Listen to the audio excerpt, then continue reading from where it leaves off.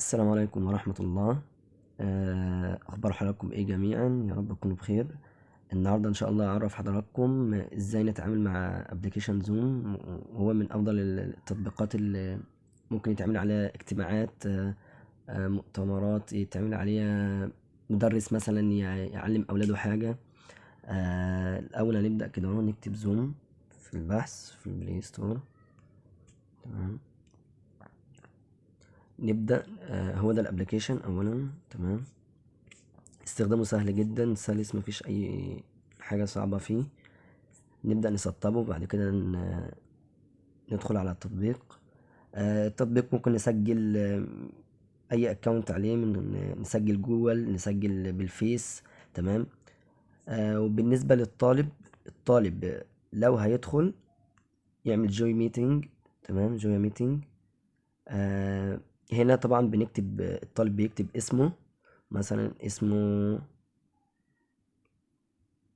مصطفى احمد مثلا. يكتب بقى الفصل بتاعه، مثلا ستة اول مثلا. يكتب اي حاجة، يكتب اسمه ثلاثي توضح للمدرس او توضح للي داخل له هو مين بالظبط.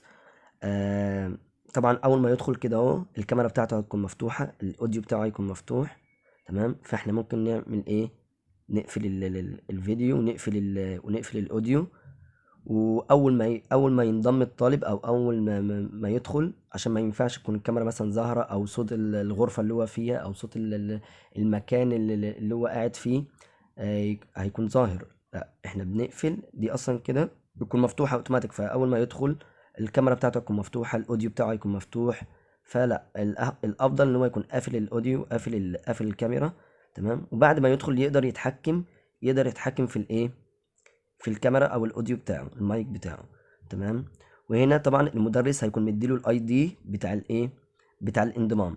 الاي دي رقم بيكون تقريبا من 10 ارقام او 11 رقم.